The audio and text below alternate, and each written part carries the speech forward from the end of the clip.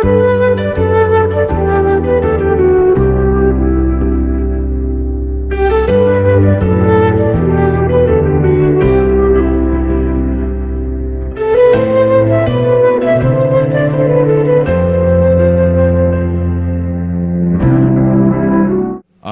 வார்த்தைக்கு நேராய் நாம் போகலாம். Let us go towards the word of God. கொலோசியருக்கு எழுதின நிருபம் 3ஆம் அதிகாரம் 1-2.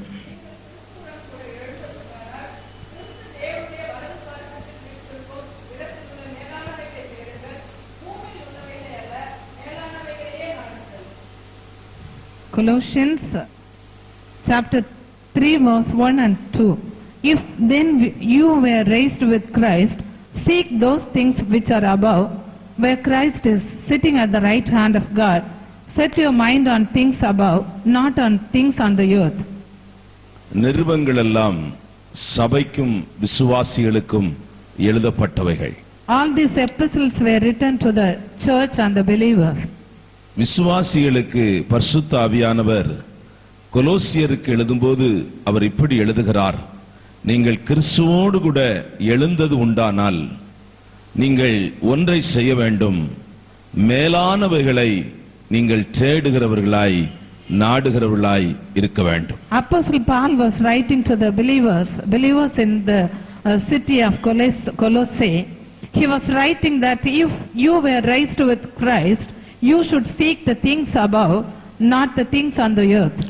ஏனென்றால் பூமியிலே எதையோ ஒன்றை ஜனங்கள் தேடிக்கொண்டுதான் இருக்கிறார்கள். In the earth, people are seeking something in the world. ஏதோ ஒன்றின் மேலே ஜனங்களுக்கு நாட்டம் இருக்கிறது. And people have set their mind on something in the world. பிலிப்பியருக்கு எழுதின நிருபம் 3ஆம் அதிகாரம் 19ஆம் வசனத்தை நீங்கள் வாசித்தால்,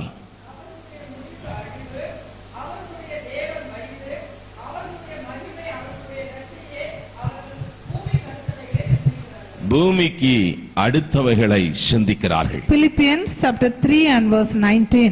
Whose end is destruction, whose God is their belly, and whose glory is in their shame, who set their mind on earthly things.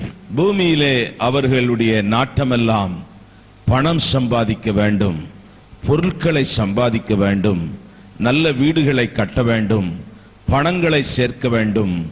இதுதான் அவர்களுடைய நோக்கமும் அவர்கள் தேடுகிற காரியமாய் இருக்கிறது.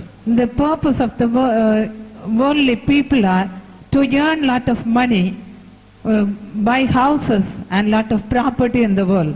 லூக்கா எழுதின சுவிசேஷம் 12ஆம் அதிகாரம் 15ஆம் வசனத்தை நீங்கள் வாசித்தால், பொருள் ஆசையை குறித்து நீங்கள் எச்சரிக்கையாயிருங்கள் என்று எழுதப்பட்டிருக்கிறது.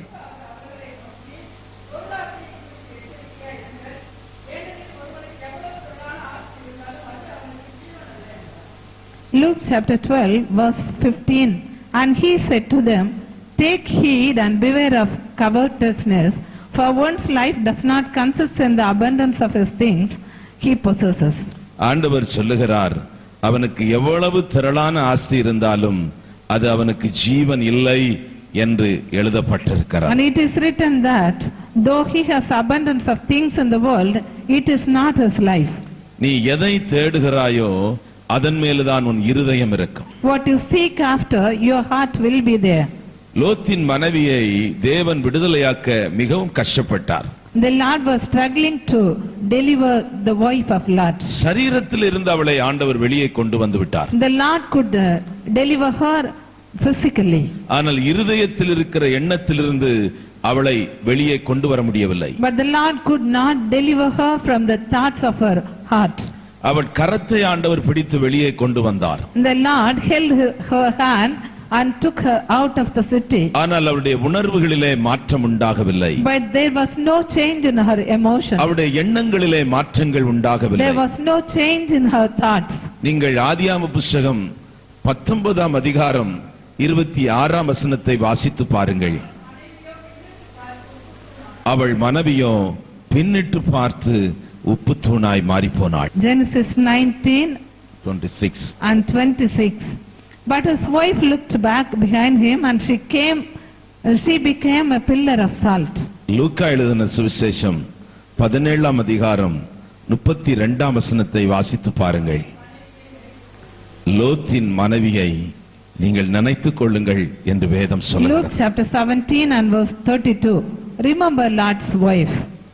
அவளை நீங்கள் நினைத்துக் கொள்ளுங்கள் என்று எழுதப்பட்டிருக்கிறது. It is written that remember Lot's wife. அவளை குறித்து நினைப்பதற்கு என்ன இருக்கிறது? What is there to remember about her? அவள் பூமிக்குரிய காரியங்களை தேடுகிறவளாயிருந்தாள். She was a woman seeking after the worldly things. பூமிக்குரிய காரியங்களிலே அவளுடைய நாட்டமும் அவளுடைய தேடுதலும் இருந்தது. She was seeking the worldly things and her desire was on that. அது அவளுடைய வாழ்க்கையிலே என்ன நடந்தது? What happened in her life? அவளை அது உப்புத்தூணாய் மாற்றிவிட்டது. It made her a pillar of salt. அது அவளை உப்புத்தூணாய் நிறுத்திவிட்டது. And it made her stand like as a pillar of salt. அவள் தேடினதையும் இழந்து போனாள். And whatever she sought after, than she lost புருஷனையும் 2 everything. பிள்ளைகளையும் அவள் இழந்து போனாள். She lost her husband as well as the 2 children. தேவனுடைய ரட்சிப்பை அவள் இழந்து போனாள். And she lost the salvation which was given by the Lord. தேவனை அவள் இழந்து போக வேண்டியிருந்தது. And she had to lose even the Lord. தேவன் வைத்திருக்கிற ஆசீர்வாதங்களை கூட அவளால் பெற்றுக்கொள்ள முடியவில்லை. She could not receive the blessings kept by the Lord to her. உலகம் அவளை உப்புத்தூணாய் மாற்றிவிட்டது. The world made her a pillar of salt. உலக ஆசை, பொருள் ஆசை அவளை உப்புத்தூணாய் மாற்றிவிட்டது. The desire of money made her a pillar of salt. நீங்கள் லோத்தின் மனைவியை நினைத்துக் கொள்ளுங்கள். You have to remember Lot's wife. இந்த மாலை வேளையில நீங்கள் தேடுகிற ஒரு இடம் உண்டு. There is a place where you have to seek after. நீங்கள் தேடுகிற ஒரு காரியம் உண்டு. A thing you should seek after. அது பூமியை அல்ல, It is not regarding the world. மேலானவைகளை நாடுங்கள் என்று வேதம் And சொல்லுகிறது. the word of God says that you have to look unto the things which are above. மத்தேயு சுவிசேஷம் 18ஆம் அதிகாரம் 8ம் 9ம் வாசிக்கலாம். மத்தேயு சுவிசேஷம் 18ஆம் அதிகாரம் 8ம் 9ம் வாசிக்கலாம்.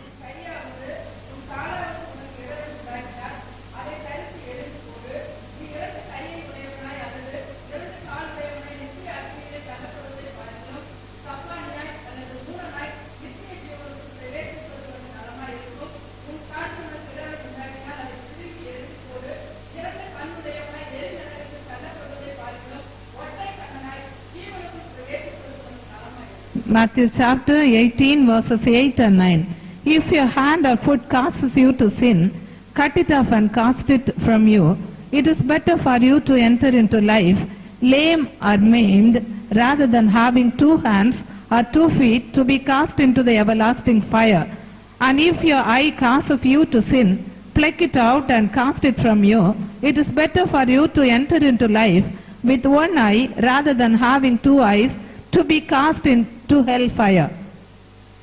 2 கால் உடையவனாய் நீ பூமியிலே ஜீவித்து உன் ஓட்டத்தை நீ முடிப்பதை காட்டிலும் 2 கால் இல்லாது இருந்தாலும் பரவாயில்லை என்று வேதம் சொல்லுகிறது. The word of God says that living with 2 feet in the world, it is better not to live with 2 feet and better to enter everlasting life. 2 கை இல்லாவிட்டாலும் பரவாயில்லை என்று வேதம் சொல்லுகிறது. The word of God says that it is not better to have 2 2 கண் இல்லாவிட்டாலும் பரவாயில்லை என்று வேதம் சொல்லுகிறது. And the word of God says that no matter if you don't have 2 eyes. நீ நித்தியமாய் ஜீவிக்கிற ஒரு இடத்தை மேன்மையாய் வேதம் சொல்லுகிறது. And the word of God says great about the place which where we are going to live eternally. பூமியிலே ஒரு மனுஷனுக்கு மேன்மையாய் தெரிகிறது கண் மிகவும் மேன்மையானது.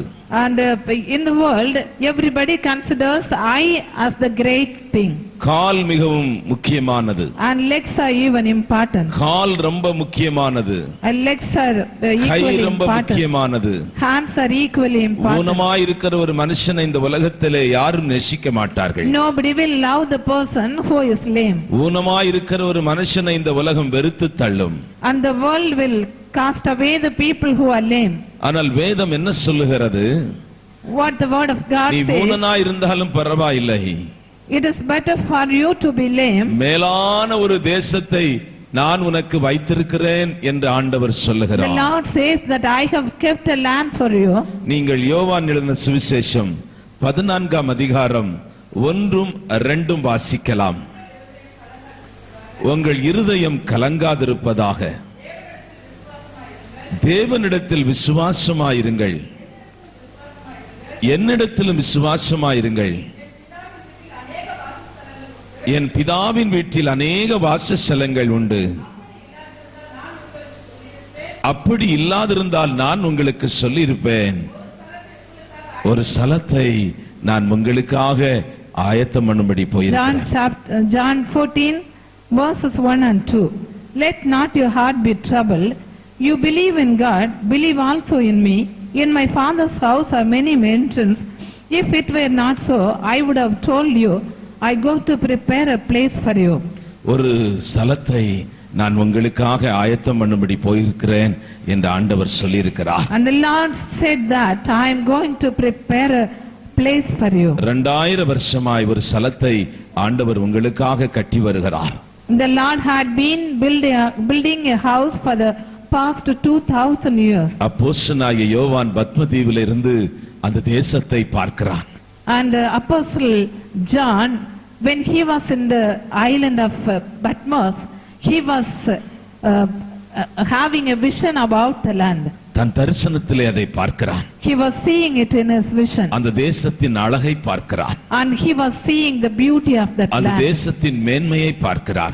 He was seeing the greatness of that அந்த land. தேசத்திலே இருக்கிற வெளிச்சத்தை பார்க்கிறான். And he was looking at the light of that அந்த land. தேசத்திலே ஜீவிக்கிற தேவ தூதர்களை பார்க்கிறான். And he was seeing the angels who were அந்த dwelling in தேசத்திலே that land. தேவாதி தேவன் தங்கி இருக்கிறதை பார்க்கிறான். And he was seeing the Lord of Lords inhabiting in that place. நீங்கள் வெளிப்படுத்தின புத்தகம் 7ஆம் அதிகாரம் 15, 16, 17 வாசித்தால் அந்த தேசத்தை பற்றி அவன் எழுதுகிறான்.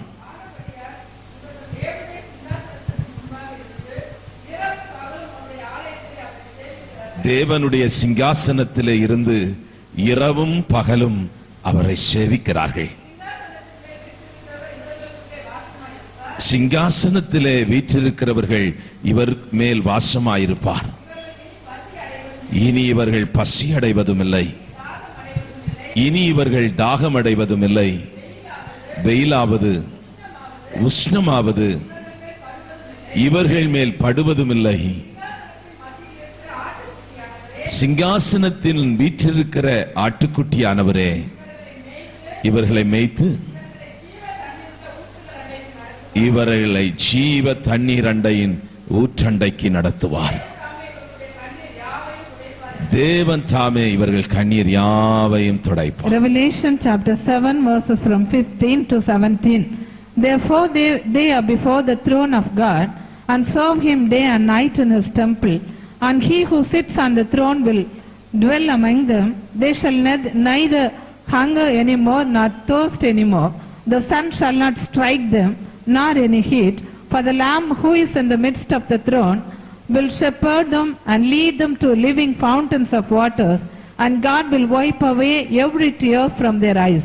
வெளிப்படுத்தின புத்தகம் 21ஆம் அதிகாரம் 3, 4 வாசிக்கலாம். பரலோகத்திலிருந்து உண்டான ஒரு பெரும் சத்தத்தை நான் கேட்டேன். அது மனுஷனிடத்திலே தேவனுடைய வாசஸ்தலம் இருக்கிறது. அவர்களிடத்திலே அவர் வாசமாயிருப்பார். அவர்களும் அவருடைய ஜனங்களாயிருப்பார்கள். தேவன் தாமே அவர்களோடு கூட இருந்து அவர்களுடைய தேவனாயிருப்பார். அவருடைய கண்ணீர் யாவையும் தேவன் துடைப்பார். இனி மரணமும் இல்லை, துக்கமும் இல்லை, அலறுதலும் இல்லை, வருத்தமும் இல்லை, முந்தினவைகள் ஒளிந்து போயின என்று சொல்லப்பட்டிருக்கிறது. Revelation chapter 21 verses 3 and 4. And I heard a loud voice from heaven saying, Behold, the tabernacle of God is with men, and he will dwell with them, and they shall be his people. God himself will be with them and be their God. And God will wipe away every tear from their eyes. There shall be no more death, nor sorrow, nor crying. There shall be no more pain, for the former things have passed away. ஒரு மகிமையான தேசத்தை ஆண்டவர் வைத்திருக்கிறார். The Lord has kept a glorious land for you. அந்த தேசத்தின் மேன்மையை குறித்து நான் உங்களோடு கூட பேசிக் கொண்டிருக்கிறேன். I am speaking about the greatness of that land. அந்த தேசம் எவ்வளவு மகிமையானது என்று பேசிக் கொண்டிருக்கிறேன். I am speaking how glorious that land is. இந்த தேசத்தை நோக்கி தான் நாம் பிரயாணம் பண்ணி கொண்டிருக்கிறோம். Towards this land journeying. சபை எதை நோக்கி பிரயாணம் பண்ணி கொண்டிருக்கிறது என்றால், where does the church traveling towards? பூமியை நாம் சுதந்தரித்துக் கொள்ளும்படியாய் நாம் பிரயாசப்படுவதில்லை. We are not trying to inherit this earth. பூமியின் ராஜ்யங்களை பிடிக்கும்படியான ஒரு திட்டமும் நம்மிடத்தில் இல்லை. We do not have any plan to catch the nations. பூமியை நாம் ஆளும்படியாய் அழைக்கப்படவில்லை. We are not called to reign over the earth. நீங்கள் பழைய ஏற்பாட்டு விசுவாசியாய் இருந்தாலும் புதிய ஏற்பாட்டு விசுவாசிகளாய் இருந்தாலும் ஒரு மேன்மையானதை கர்த்தர் பழைய ஏற்பாட்டு விசுவாசிகளுக்கும் வைத்திருந்தார், புதிய ஏற்பாட்டு விசுவாசிகளுக்கும் கர்த்தர் வைத்திருக்கிறார். Whether it is the New Testament believer or the Old Testament believers, for both of them the Lord has kept a great thing. ஏனோக்கு தேவனோடு கூட சஞ்சரித்துக் கொண்டிருந்தான். Enoch was walking with the Lord. அவன் காணப்படாமல் போனான் என்று எழுதப்பட்டிருக்கிறது. And he was taken by the Lord and he was not seen anymore. ஆனால் எலியாவை குறித்து வேதத்திலே எழுதப்பட்டிருக்கும் போது அவன் பரலோகத்திற்கு எடுத்துக்கொள்ளப்பட்டான் என்று எழுதப்பட்டிருக்கிறது. And about Elijah it is written that he was taken to the heaven. ஆண்டவராய் இயேசு இந்த பூமியிலே வந்தவுடனே முதலாவது அவர் பிரசங்கித்த முதல் பிரசங்கமே மனம் திரும்புங்கள், தேவனுடைய ராஜ்யம் சமீபமாய் இருக்கிறது என்று பிரசங்கித்தார். The first message of our Lord Jesus Christ on the world is repent, the kingdom of God is near. தேவனுடைய ராஜ்யத்தை நோக்கி பிரயாணம் பண்ணுகிற தேவனுடைய பிள்ளையின் வாழ்க்கையில் இருக்கிற மூன்று அடையாளங்களை இந்த மாலை வேளையிலே நான் பிரசங்கிக்க போகிறேன். In this evening time I am going to preach 3 signs found in the life of a believer who is traveling towards the heavenly kingdom. நாம் ஒரு பிரயாணியாய் இருக்கிறோம். We are sojourners. வேதம் சொல்லுகிறது நாம் ஒரு பரதேசி என்று எழுதப்பட்டிருக்கிறது. And the word of God says that we are the pilgrimages. நாம் ஒரு டிராவலர் என்று வேதம் சொல்லுகிறது. And the word of God says that we are sojourners. ஆங்கில வேதாகம புத்தகத்திலே நாம் டிராவலர் என்று எழுதப்பட்டிருக்கிறது. And it is written that we are travelers in the English Bible. நாம் இந்த பூமியிலே வந்திருக்கிறோம். We have come to this world. நாம் பிரயாணம் பண்ணி கொண்டிருக்கிறோம். And we are journeying. எங்கே போய் கொண்டிருக்கிறோம் என்றால், where do we go? தேவன் உண்டாக்கின அந்த நித்திய தேசத்தை நோக்கி நாம் பிரயாணம் பண்ணி கொண்டிருக்கிறோம். We are traveling towards the eternal land which was prepared by the Lord. அப்படி என்றால் நம்முடைய வாழ்க்கையிலே சில அடையாளங்கள் தேவையாயிருக்கிறது. If it is so, we need some signs in our life. இயேசுவை பின்பற்றின எல்லாரும் தேவனுடைய ராஜ்யத்தை பெற வேண்டும் என்று அவரை பின்பற்றவில்லை. Those who were following Jesus, they did not have the thought that they should receive the eternal land. வியாதியிலிருந்து சுகமாகும்படி இயேசுவிடத்திலே வந்தார்கள். The people were following Jesus so that they may be healed from their sicknesses. சுகம் பெற்றார்கள். They were healed. போய்விட்டார்கள். They went off. மரித்த மனிதன் வந்தான். A dead man came. அவனை ஆண்டவர் உயிரோடு கூட எழுப்பினார். The Lord raised him to life. அவர்கள் போய்விட்டார்கள். And he also went off. இயேசுவை பின்பற்றின எல்லாரும் தேவனுடைய ராஜ்யத்தை பெற வேண்டும் என்று பின்பற்றவில்லை. And those who were following Jesus, they did not have the thought that they should receive the kingdom of God. ஆகவே தேவனுடைய ராஜ்யத்தை பின்பற்றுகிறவர்களுக்கு மேன்மையான ஒரு 3 அடையாளத்தை இந்த மாலை வேளையிலே நான் பிரசங்கிக்க விரும்புகிறேன். Those who want to inherit the kingdom of God, they should have 3 signs in their life. One is பூமிக்குரிய வாழ்க்கை அவர்களுக்கு அற்பமாயிருக்கும். They should count the earthly life as the least one. பூமியிலே எந்த ஒரு காரியமும் தேவனுடைய பிள்ளைக்கு மேன்மையாய் தெரியாது. For a child of God, the things of the world is not great in their sight. எவ்வளவு ஒரு பெரிய மாளிகையை அவர்கள் வாழ்ந்தாலும் அந்த மாளிகை அவர்களுக்கு மேன்மையாய் தெரியாது. They may be living in a great mansion, it will not be great in their sight. எவ்வளவு விலையேற பெற்ற கார் அவர்களுக்கு சொந்தமாய் இருந்தாலும் அது அவர்களுக்கு மேன்மையாய் தெரியாது. They might have an expensive car, but they will not count it great. எவ்வளவு விலையேற பெற்ற நகைகளை அவர்கள் அணிந்திருந்தாலும் அது அவர்களுக்கு மேன்மையாய் தெரியாது. Though they may be wearing lot of ornaments, they will not consider it great. எவ்வளவு விலையேற பெற்ற உடைகளை அவர்கள் உடுத்திருந்தாலும் அது அவர்களுக்கு மேன்மையாய் தெரியாது. They may be wearing precious dresses, costly dresses, they will not count it great. எவ்வளவு பெரிய பதவியில் இருந்தாலும் அது அவர்களுக்கு மேன்மையாய் தெரியாது. They may be holding high posts, they will not consider it great. ஏனென்றால் Why? அவைகளை காட்டிலும் மேலான ஒன்றை அவர்கள் நாடிக்கொண்டிருக்கிறார்கள். Because they are looking unto a thing which is greater than everything. அவைகளை காட்டிலும் மேலான ஒன்றை அவர்கள் தேடிக்கொண்டிருக்கிறார்கள். Because they are seeking after one thing which is greater than everything of the world. எபிரேயர் நிருபம் 11ஆம் அதிகாரம் 24ஆம் வசனத்தை வாசிக்கலாம்.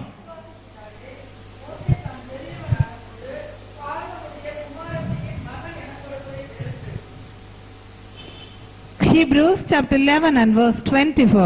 By faith Moses, when he became of age, refused to be called the son of Pharaoh's daughter.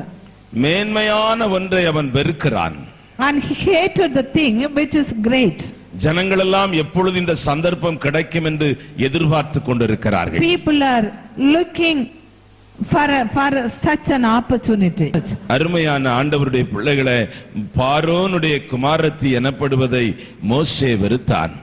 And Moses refused to be called as the daughter of இப்படிப்பட்ட ஒரு மாற்றம், இப்படிப்பட்ட ஒரு மாற்றம் அவனுக்குள்ளே வருவதற்கு என்ன காரணம்? What is the reason he had such a change in his life? மேன்மையான ஒன்றை அவன் இருதயத்திலே தேடிக்கொண்டிருக்கிறான். He was seeking after one thing which is great. மேன்மையான ஒன்றை அவன் தன் இருதயத்திலே தரிசித்துக் கொண்டிருக்கிறான். And he was seeing one great thing in his heart. மேன்மையான ஒன்றை அவன் பெற்றுக்கொள்வதற்காக அவன் பிரயாசப்பட்டு கொண்டிருக்கிறான். He was struggling to receive one thing which is great. அதற்காக தான் அவன் பார்வோனுடைய குமாரத்தி எனப்படுவதையோ அல்லது அந்த அரமனையை சுதந்தரித்துக் கொள்வதையோ அல்லது பார்வோனுக்கு ராஜாவாய் அடுத்த ராஜாவாய் இருப்பதையோ அல்லது அதிகாரத்தை பெற்றுக் கொள்வதிலேயோ அவன் விருப்பமற்றவனாயிருந்தான். For that reason he was not interested to be called as the son of Pharaoh's daughter or getting the palace life or any other great thing. பிலிப்பியர் நிருபம் 11ஆம் அதிகாரம் 11ஆம் வசனம்.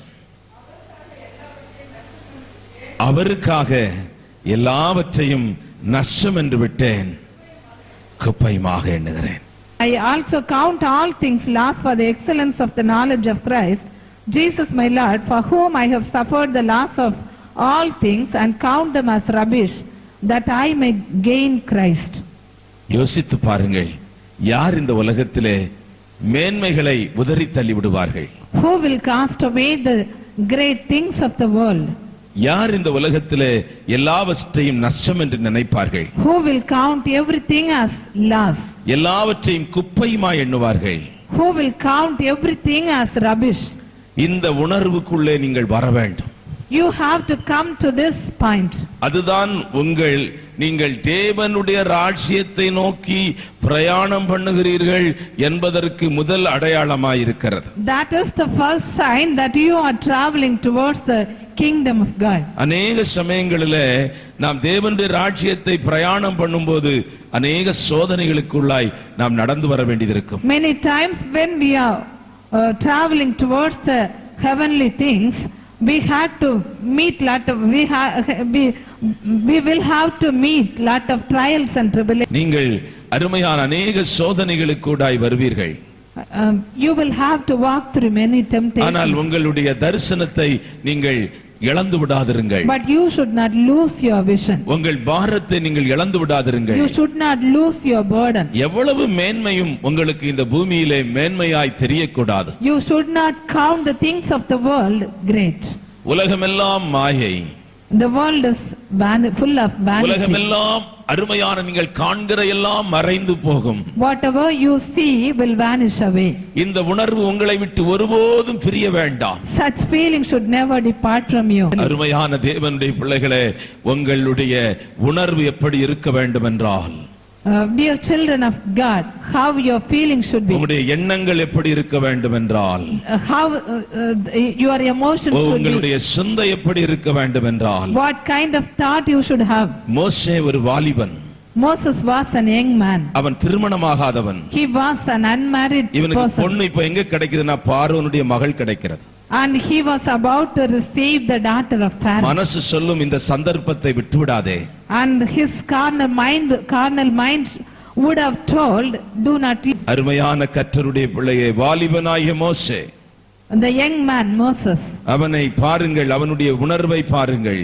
See what kind of emotions he had. பூமிக்குரிய வாழ்க்கையை அவன் அற்பமாய் எண்ணினான். And he counted the worldly things as இந்த rubbish. இடத்திற்கு நீங்கள் எப்பொழுது வருகிறீர்களோ, When you come to this place, இந்த இடத்திலே எப்பொழுது நிற்கிறீர்களோ, when you stand in this place, இந்த இடத்துக்கு நீங்கள் எப்பொழுது நகர்ந்து வருகிறீர்களோ, when you move towards this place, அப்பொழுது நீங்கள் பிரயாணத்திலே இருக்கிறீர்கள். then you are journey. தேவனுடைய ராஜ்யத்தை நோக்கி பிரயாணம் பண்ணுகிற பிரயாணத்திலே நீங்கள் இருக்கிறீர்கள். Then you are the traveler who is traveling towards the heavenly things. இரண்டாவது அடையாளம் என்ன? What is the second sign? நீங்கள் இப்பொழுது எங்கே பிரயாணம் பண்ணி கொண்டிருக்கிறீர்கள்? Now where are you traveling towards? எங்கே நீங்கள் வந்திருக்கிறீர்கள்? Where have you come to? எதற்காக வந்திருக்கிறீர்கள்? What for you have come? எதற்காக இயேசுவை ஏற்றுக்கொண்டீர்கள்? What for you have accepted Jesus? நீங்கள் ஒரு பிரயாணத்திலே இணைந்து கொண்டிருக்கிறீர்கள். You have joined in the journey. ஒரு பிரயாணத்தை நீங்கள் அருமையான துவங்கி இருக்கிறீர்கள். You have started a journey. எங்கே நோக்கி பிரயாணம் பண்ணுகிறீர்கள்? Towards ஒரு நித்தியத்தை நோக்கி நீங்கள் பிரயாணம் பண்ணுகிறீர்கள். you are traveling towards eternity. தேவனுடைய பிள்ளையே, Dear children of God, நாம் ஏன் இப்படி உட்கார்ந்து இருக்கிறோம் என்றால், why we are sitting in the presence நாம் of the Lord. தேடுகிற பொருள் ஆழமானது. The thing which we are looking after is நாம் deep. தேடுகிற பொருள் மேன்மையானது. The thing which we are looking after is நாம் great. தேடுகிற பொருள் நித்தியமானது. The thing which we are looking after is உங்களுக்கு ஒரு eternal. தேவனுடைய பிள்ளைகளே, Dear அதை children of காட்டிலும் மேலானது தேவனுடைய ராஜ்யம். The kingdom of God is more precious than any வசனம் king of சொல்லுகிறது, the world. தனக்குண்டானது எல்லாவற்றையும் விட்டானாம். The word of God says that one person has sold everything he was possessing. எல்லாவற்றையும் விட்டானாம். He has sold everything. அவனுக்கு என்னெல்லாம் இருக்கிறதோ அதையெல்லாம் விட்டானாம். Whatever he was possessing, he sold everything. அவன் வீட்டை விட்டு விட்டான். He has sold his house. அவன் வைத்திருந்த மாடெல்லாம் விட்டு விட்டான். He has sold all his cattle. அவன் வைத்திருந்த ஆட்டை எல்லாம் விட்டு விட்டான். He has sold all his அவன் livestock. வளர்த்து வந்த கோழி எல்லாம் விட்டு விட்டான். He has sold his hen. ஏனென்றால் அதையெல்லாம் விற்றால்தான் புதையலை அவன் எடுக்க முடியும். Unless he sold everything, he will not be able to buy the treasure. இனி வரும் பலன் மேலே அவன் நோக்கமாய் இருந்தபடினாலேதான் பார்வோனுடைய குமாரத்தி எனப்படுவதை வெறுத்தான். Because he was looking at the reward which is going to come, he was ready to hate the things of the world. இரண்டாவது அடையாளத்தை குறித்து நான் பேச விரும்புகிறேன். I want to talk about the second sign. இரண்டாவது, அவர்கள் மரணத்தை சந்திக்கதை குறித்து பயப்பட மாட்டார்கள். Secondly, they will not have the fear of death. மரணம் எல்லா மனுஷனுக்கும் வைக்கப்பட்டிருக்கு. Death is kept for everyone. ஒவ்வொரு மனுஷனுக்குள் சரீரத்துக்குள்ளே மரணம் இருக்கிறது. And each and everybody has death in them. சந்தோஷம் இருக்கிறது. They have joy. அருமையான துக்கம் இருக்கிறது. They have sorrow. வேதனை இருக்கிறது. Pain. கலக்கம் இருக்கிறது. Confusions. இந்த சரீரத்துக்குள்ளே மரணம் இருக்கிறது. But in this physical body there is death kept. மரணம் இருக்கிறதப்பா. Death is in the physical body. யோசித்து பார்த்திருக்கிறீர்களா? Have you ever thought about it? இந்த சரீரத்திலே நாம் மரணத்தை சுமந்து கொண்டிருக்கிறோம். We are carrying death in this physical body. நீங்கள் லூக்கா எழுதின சுவிசேஷம் 12ஆம் அதிகாரம் 20ஆம் வசனத்தை வாசிக்கலாம். லூக்கா, ஆம், மதிகேடனே, உன் ஆத்துமா உன்னிடத்திலே இருந்து இந்த ராத்திரியிலே எடுத்துக்கொள்ளப்பட்டால் நீ சேகரித்து வைத்ததெல்லாம் யாருடையதாய் மாறும்? Luke chapter 12 and verse 20. But God said to him, Fool, this night your soul will be required of you.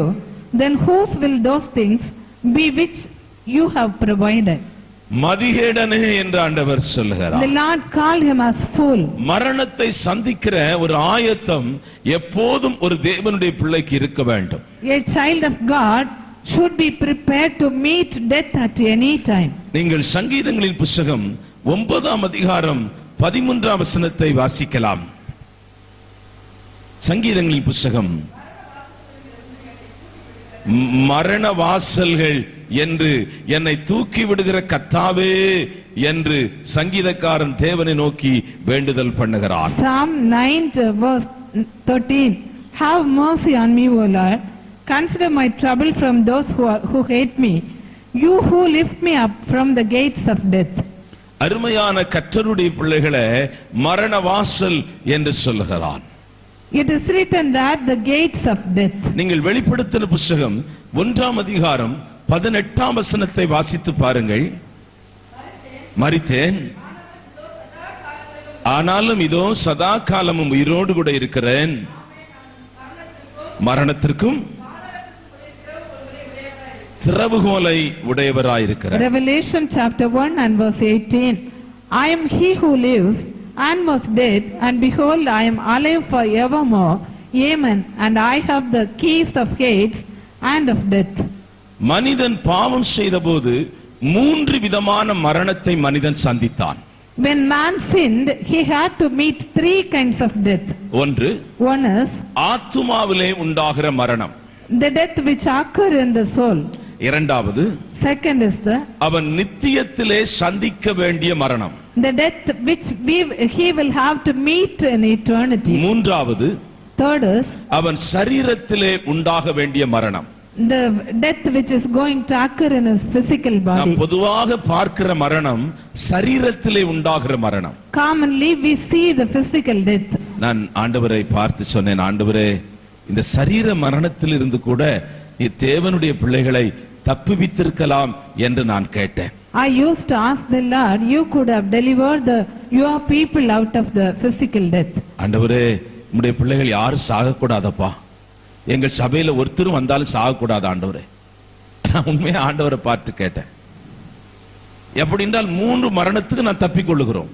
Then we will be escaping for the 3 kind of death. ஆனால் ஆண்டவர் சொன்னார், இந்த மரணத்திலே என்ன நடக்கிறது என்றால் என்னுடைய உயிர்த்தெழுதலின் சாயலிலே அவர்கள் இணைக்கப்படுகிறார்கள். But the Lord said to me, if a person dies in the physical body, he will be joined in the resurrection life. ஏனென்றால் வேதம் சொல்லுகிறது, கடைசி சங்கரிக்கப்படுகிற சத்துரு என்று எழுதப்பட்டிருக்கிறது. And the word of God says the last enemy is death.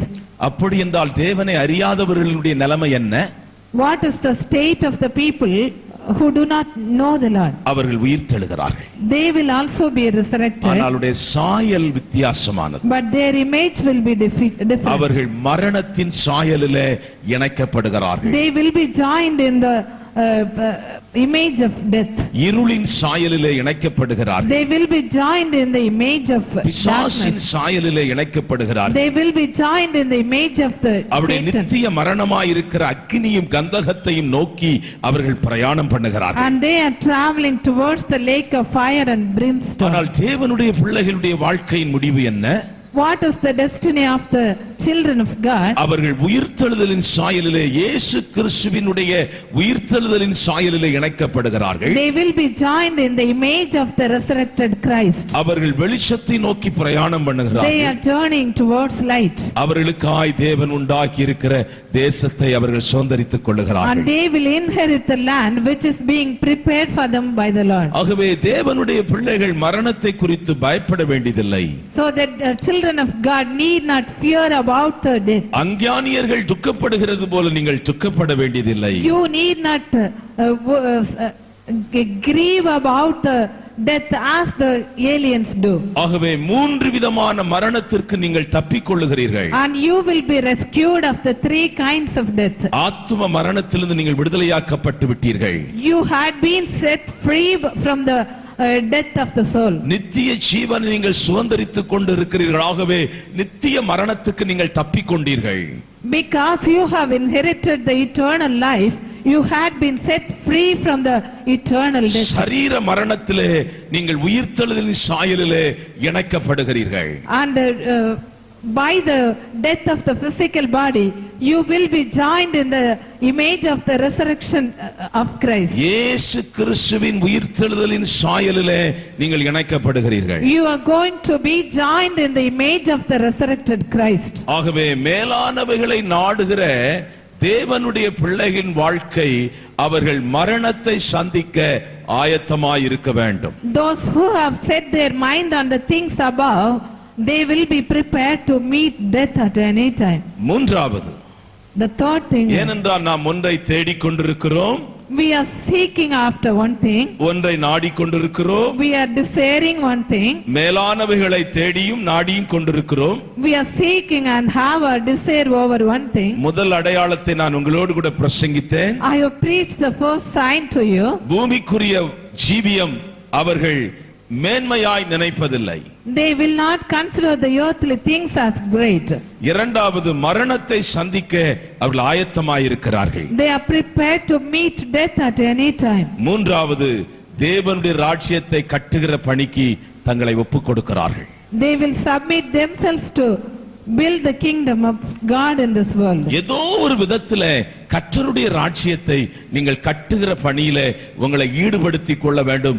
இதுதான் மூன்றாவது அடையாளம். You have to join yourselves in building the kingdom of God in some or the other way. ஒன்று, உங்கள் சரீர உழைப்பை கொடுக்க வேண்டும். You may give your physical இரண்டாவது, உங்கள் பணத்தை நீங்கள் கொடுக்க வேண்டும். secondly, you can give your money for the kingdom of God. மூன்றாவது, உங்கள் தாளந்துகளை நீங்கள் ஆண்டவருக்கு கொடுக்க வேண்டும். Thirdly, you may give your talents to the Lord. மூன்றாவது, உங்களுடைய திறமைகள் தேவனுக்காக நீங்கள் அதை செலவு பண்ண வேண்டும்.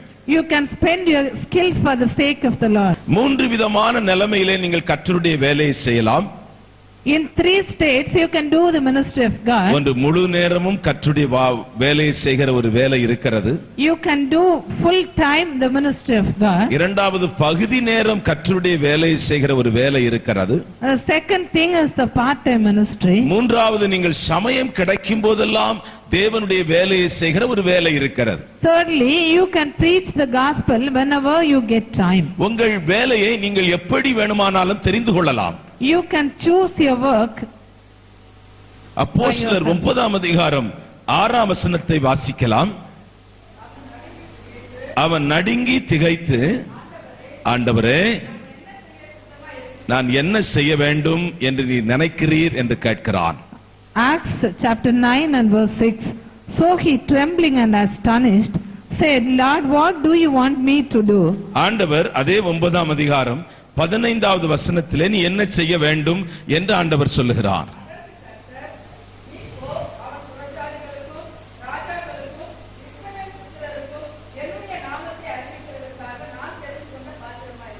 In verse 15, the Lord reveals what he had to do for the Lord. But the Lord said to him, Go, for he is a chosen vessel of mine to bear my name before Gentiles, kings and the children of Israel. மூன்று வேலை அவன் செய்ய வேண்டும். He had to do three ஒன்று, ministries. புறஜாதிகளுக்கு அவன் சுவிசேஷத்தை அறிவிக்க வேண்டும். One is he has to preach the gospel to the Gentiles, ராஜாக்களுக்கு சுவிசேஷத்தை அறிவிக்க வேண்டும். and he had to preach the gospel to the kings இஸ்ரவேல் ஜனங்களுக்கு அவன் சுவிசேஷத்தை அறிவிக்க. and to the children of Israel. நான் கடந்த நாட்களில் இஸ்ரவேலை குறித்ததான ஒரு செய்தியை அருமையான நியூஸ் பேப்பர்ல படித்துக் கொண்டிருந்தேன். When I was going through the newspaper, I could find an article. என்ன துக்கமான காரியம் என்னவென்றால், The sad thing is, 75% அங்கே இன்னும் யூதர்கள் தான் இருக்கிறார்களாம். in the land of Israel, even today, 75% of the people are Jews. தேவனுடைய பிள்ளைகளே, எதற்காக நான் இதை உங்களுக்கு சொல்லுகிறேன் என்றால், Dear children of God, நாம் நம்முடைய நோக்கம் வேறே, our purpose is different. நம்முடைய சிந்தனை வேறே, Our thoughts are different. நம்முடைய உணர்வுகள் வேறே. Our emotions are different. எப்படியாயிலும் தேவனுடைய ராஜ்யம் கட்டப்பட வேண்டும். Somehow the kingdom of God should be built. ரெண்டே ரெண்டு காசு தான் அவளுக்கு இருந்தது. She had only 2 mites. அதை தேவனுடைய ராஜ்யத்தை கட்டுகிற வேலைக்கென்று அவள் போட்டு விட்டாள். And she cast it in the offering box to build the kingdom of God. அவள் வைத்திருந்த நளனம் என்னும் தைலத்தை உடைத்து தேவனுடைய ராஜ்யத்தை பிரசங்கிக்கிற இயேசு கிறிஸ்துவின் பாதத்திலே அதை அவள் ஊற்றி விட்டாள். The woman broke her alabaster bask and poured it on the leg of Jesus and anointed it. நாம் தேவனுடைய ராஜ்யத்தை நோக்கி பிரயாணம் பண்ணுகிறவர்கள். We are traveling towards the kingdom of God. எங்களை நேசிக்கிறதான எங்கள் அன்பின் ஆண்டவரே, இந்த செய்தியை வீட்டிலிருந்து, அலுவலகங்களிலிருந்து, பிரயாணத்திலிருந்து, ஆண்டவரே தன் படுக்கிற அறையிலிருந்து உம்முடைய வார்த்தையை கேட்கிற இந்த ஜனத்தை நீர் ஆசீர்வதிக்கும்படியா நான் ஜெபிக்கிறேன். வியாதிகள், பிரச்சனைகள், பாரங்கள், கவலைகள் இருக்குமானால் ஆண்டவரே அதை நீர் மாற்றும்படி ஜெபிக்கிறேன். இவர்களை நீர் ஆசீர்வதிப்பீராக. இந்த சத்தம் இவருடைய குடும்பத்தையும் இவருடைய பிள்ளைகளையும் இவருடைய வியாபாரங்களையும் ஆண்டவரே செழிக்க பண்ணும்படியாய் ஜெபிக்கிறேன். உம்முடைய ஆசீர்வாதம் பெருகுவதாக இயேசுவின் நாமத்தில் ஜெபிக்கிறேன் பிதாவே. ஆமென்.